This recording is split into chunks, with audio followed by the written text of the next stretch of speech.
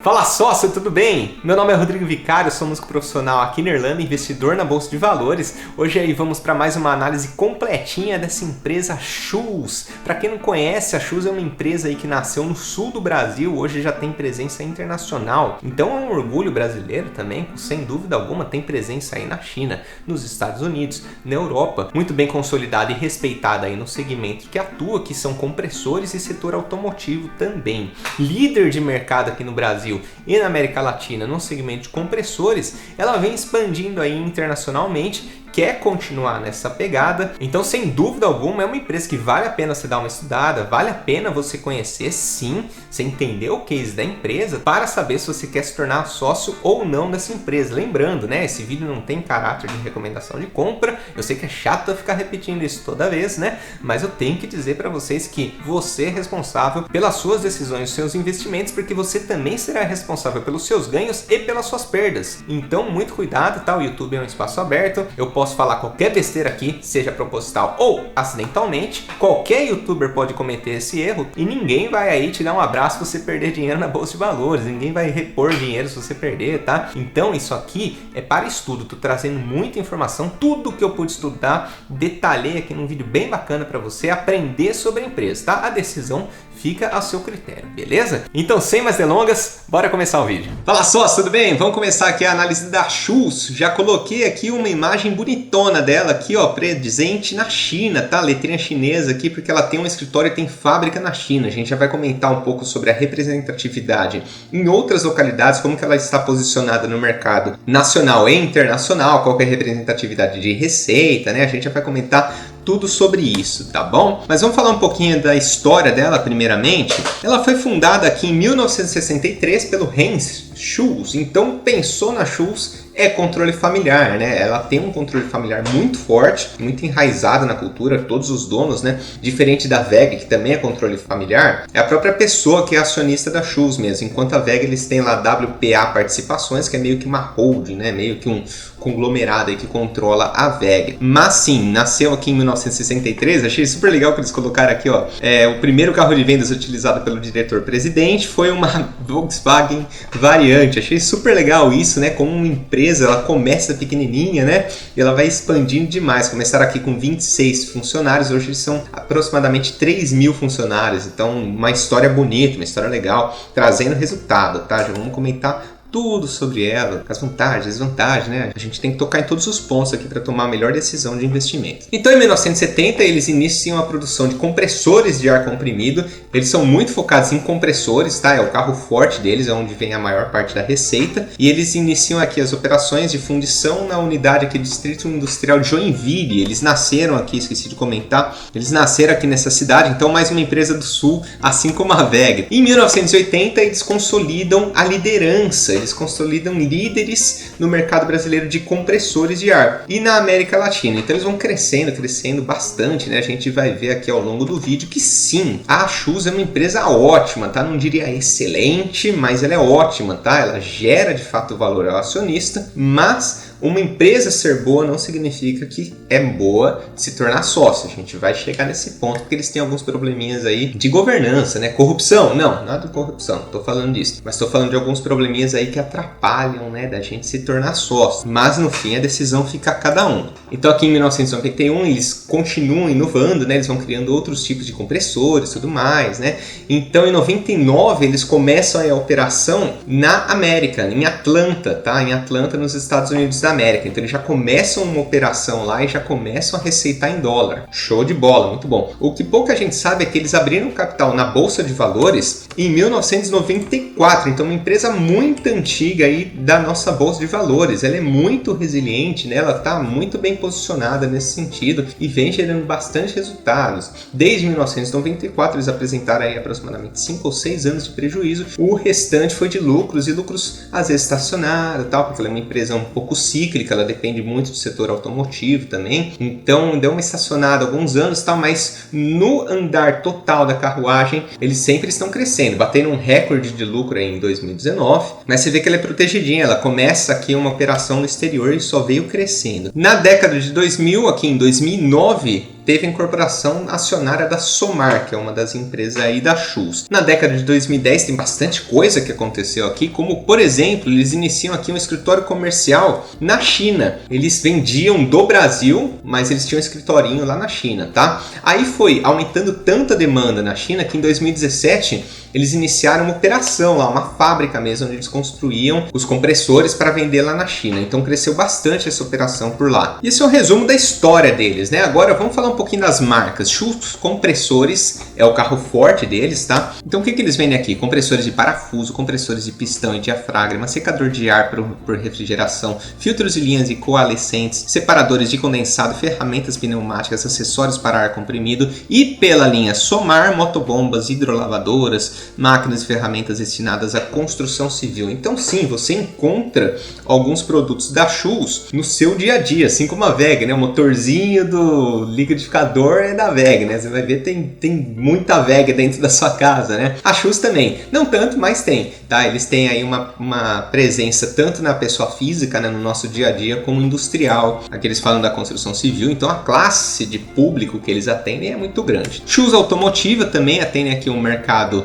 montadoras de caminhões e ônibus, máquinas agrícolas e equipamentos de construção, motores, transmissões, freios. Os principais clientes, olha os gigantes aqui que eles atendem, né? O grupo Volvo, a Scania, Mercedes-Benz, grupo Randon, ZF, John Deere, Caterpillar, Eaton, Duffman. Então é uma gigante aí desse setor automotivo também, muito bem consolidada, né? Para você atender Volvo. Volvo ele tem a fama de ser o carro mais seguro, né? De ser o carro mais seguro do mundo. Eu não sei a respeito dos caminhões da Volvo, né? Eles não atendem o carro, eles atendem o caminhão. Não sei a respeito dos caminhões, mas deve seguir essa mesma lógica, tá? Se você souber, deixa aqui nos comentários, porque eu realmente não sei, eu sei do carro. Então aqui esse quadrinho eu peguei direto do site mesmo aqui da Shoes Automotiva.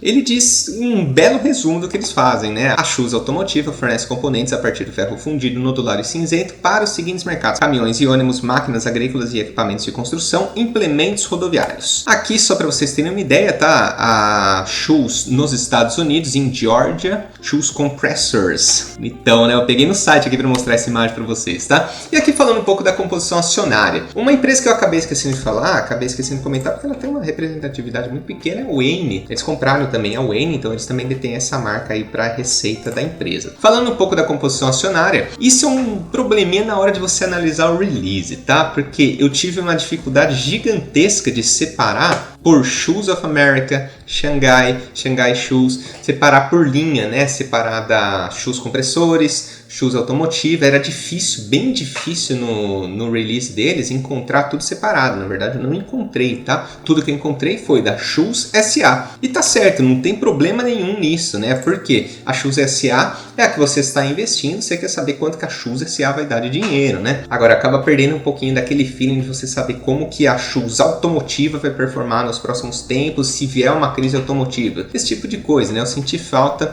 desse tipo de análise. Então aqui a Shoes SA controlando a Shoes Compressores Limitada e controlando todas as empresas aqui abaixo. A operação dela, você vê que é uma operação gigante. Ela tem operação aqui no Brasil, nos Estados Unidos, Canadá, França, se eu não me engano aqui a Suécia e a China. Então bem gigante a empresa. Como que está distribuída a receita da Shoes? Isso é importantíssimo você saber, tá?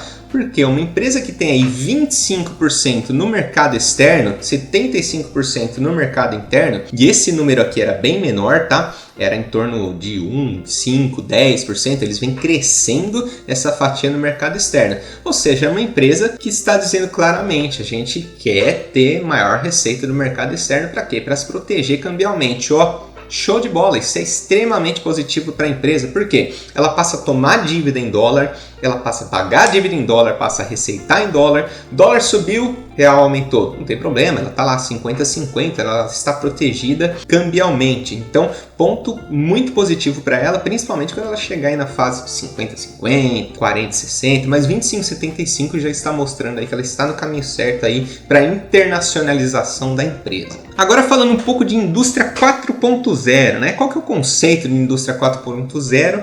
É a parte de tecnologia, quando você coloca muita tecnologia, software para operar as máquinas, os robôs, é aquele conceito conceito de nova revolução industrial, né, de 4.0, e isso foi algo que me chamou muita atenção, tá? De uma forma negativa. Por quê? Porque ela está atrasada, ela está bem atrasada. Eu trouxe aqui para vocês verem. Você vê que, ó, a indústria 4.0, desde 2017 a Schulz vem investindo em tecnologia. Ela começou tarde. A indústria 4.0 ela começou em meados de 2010, tá? Ela surgiu em meados de 2010 e assim, as empresas que mais rápido se adaptaram, mais se deram bem nesse período, tá? Então você vê, por exemplo, você pega uma WEG hoje, é uma empresa muito mais de tecnologia do que simplesmente os motores em si, né? O motor, a peça, né? A tecnologia é o que realmente faz a WEG ser sensacional, eu acredito, eu não lembro ao certo, tá? Vou confessar que não lembro ao certo, mas eu deixei, tem um link aqui, ó, um link aqui em cima da análise da WEG que eu fiz. Acredito que 70% dos produtos vendidos eles foram desenvolvidos nos últimos 5 anos. Então, uma empresa que está sempre inovando,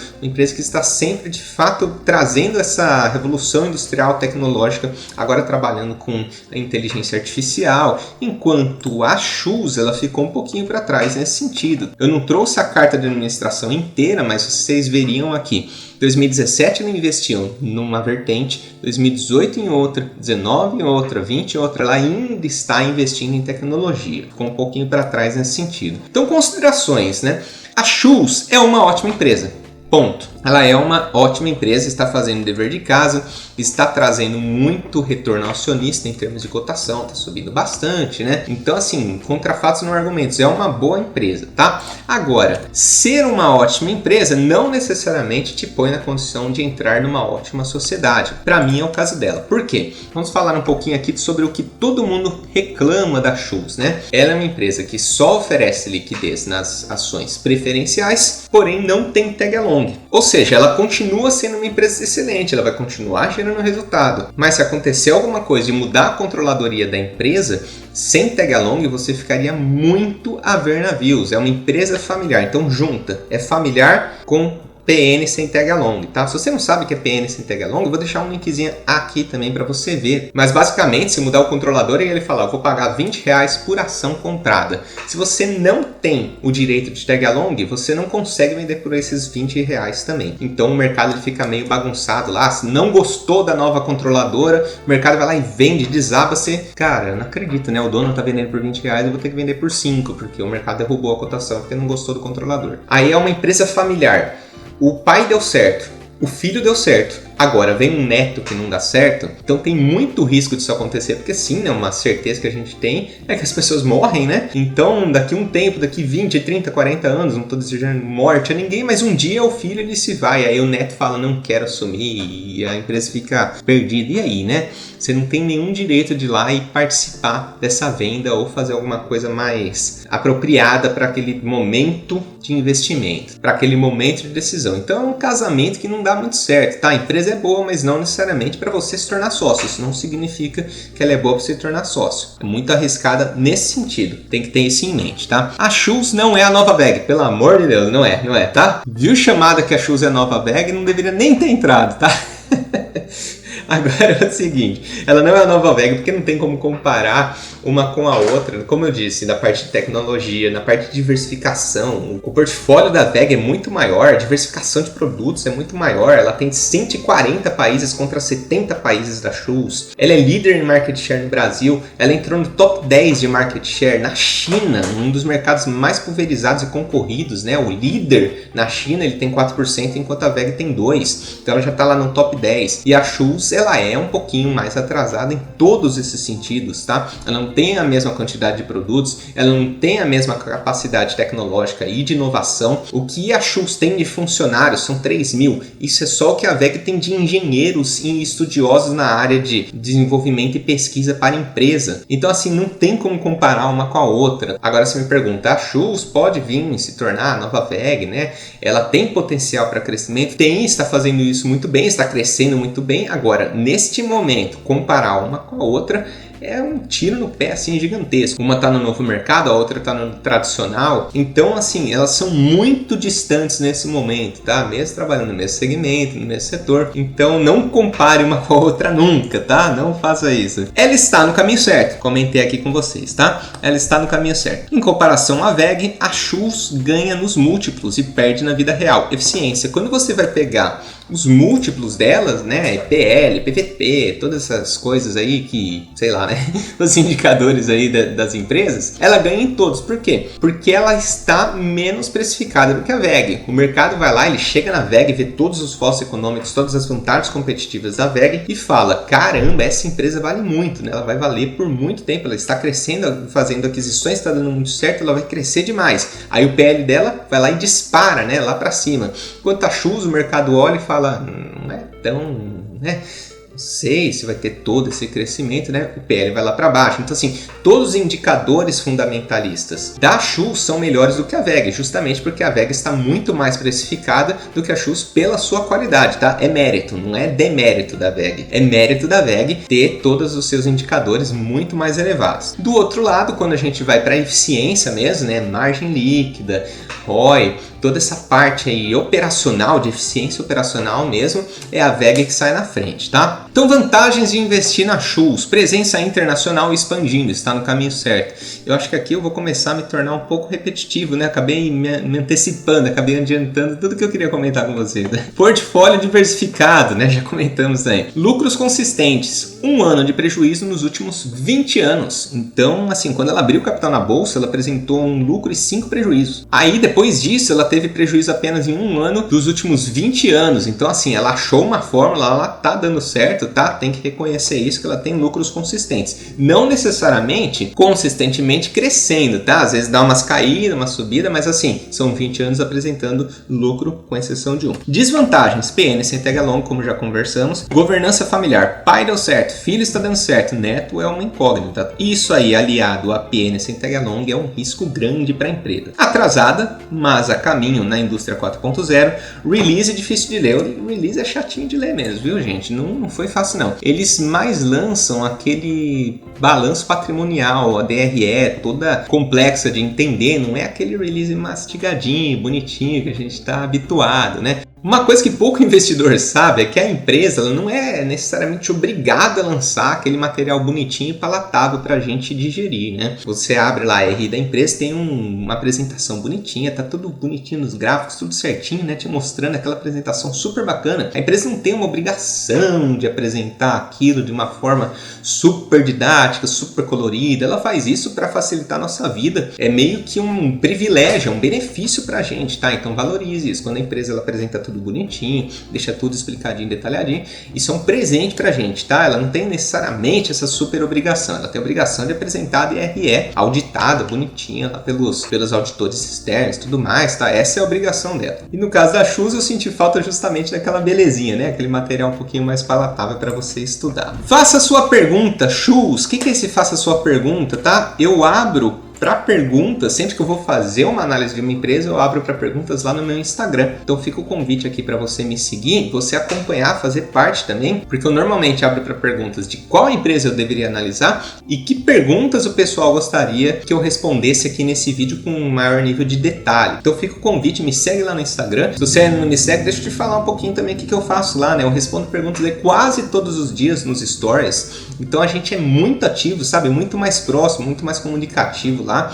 Aqui é uma plataforma que eu gero conteúdo e você assiste, né? Ela é uma plataforma que a gente interage mesmo, que a gente se conhece melhor, tá? Que mata dúvida, então eu tô sempre bem ativo lá por direct, por caixinha de pergunta e resposta, mandando notícia em primeira mão lá para vocês, tá? Então é outra dinâmica, então uma plataforma não tem nada a ver com a outra, você pode me seguir nas duas facilmente se você tiver esse interesse, tá bom? Fica o convite, tem bastante coisa legal lá. Enfim, as perguntas que me mandaram. João Mota, ela se caracteriza como uma small cap de crescimento? Claro que o conceito de small cap é um pouco relativo, né? No meu julgamento, abaixo de 10 bilhões de small cap, 10 a 50 mid cap, 50 a 100 large cap, mais que 100 mega cap, sei lá como a gente pode chamar. E a Apple é a dona do mundo, sei lá qual que é o tamanho daquela empresa, né? Como pode, né? Que empresa gigantesca. Enfim, me empolguei aqui. É o seguinte, ela é uma small cap sim, e ela está crescendo, tá? Ela é muito focada nessa parte de crescimento. Você pega o payout dela, o payout é a porcentagem do lucro que ela distribui aos acionistas em forma de dividendos. É baixíssimo, né? Abaixo aí de 30% por ano, 25%. Por quê? Porque ela quer pegar aquele dinheiro e reinvestir nela mesma, que está fazendo isso muito bem, tá?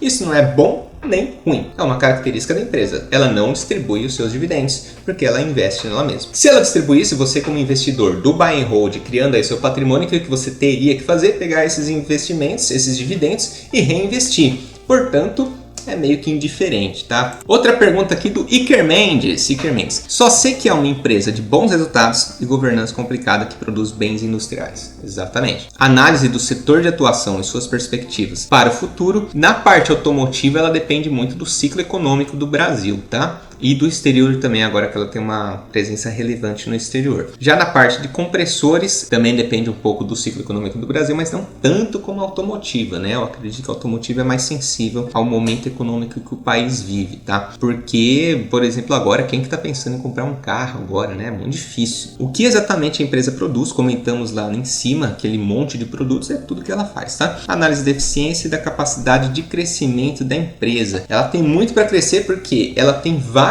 produtos e ela é líder em apenas um deles, que é a produção de compressores, tá? Então ela tem muito para crescer, seja no exterior com os próprios compressores, que ela já tem um know-how gigantesco, né, de como trabalhar com aquilo, como nas outras linhas de negócios, tá? Então a perspectiva de crescimento dela é bem alta, sim.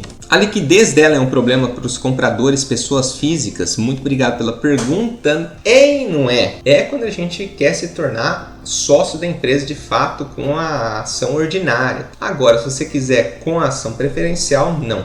Liquidez não é um problema não. Ela tem bastante negociações diárias aí pra gente se tornar sócio, tá? Canal do Osvid, quem não conhece o canal do Osvid? Nossa, se você não conhece o canal do Osvid, eu vou deixar um convite aqui. Esse cara, ele me ajuda muito, tá? Aprendo muito com ele, então entra aí, canal do Osvid, tanto no Instagram quanto no YouTube. Ele é um amigo digital aí que eu tenho, né?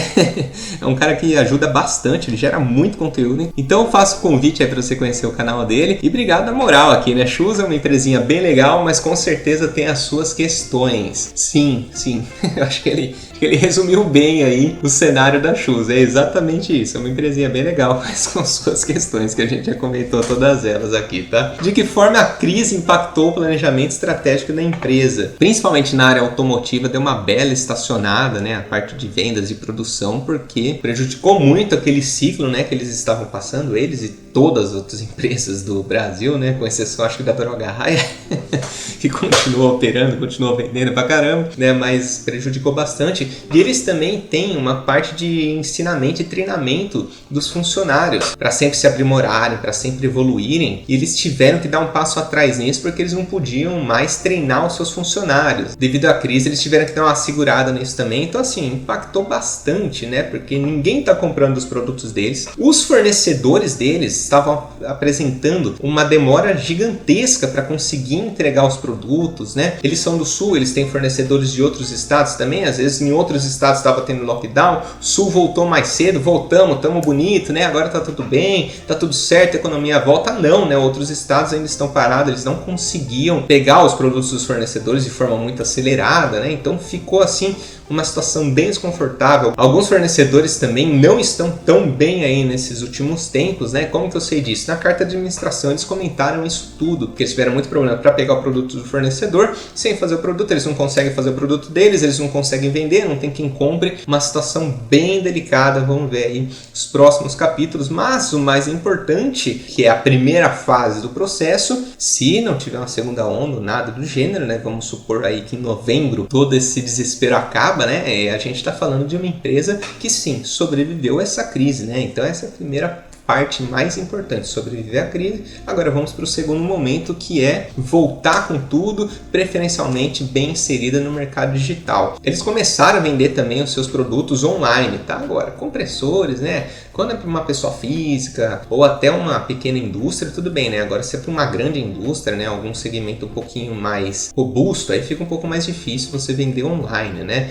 Você quer ter aquele contato com algum técnico que vai te explicar exatamente como funciona o produto, porque esse é um produto um pouquinho mais específico, tá? Então, sofrendo bastante aí. Começaram a vender online, mas assim, nada expressivo mesmo. Então, sócio, essa foi a análise da Shoes. Eu espero mesmo que você tenha gostado. Se você tem interesse nesse tipo de conteúdo, por que não se inscrever aqui no canal, né? Ficou meia hora me ouvindo falar, se inscreve aqui no canal, toca o sininho, porque tem vídeo assim toda semana, né? Eu trago bastante conteúdo aqui.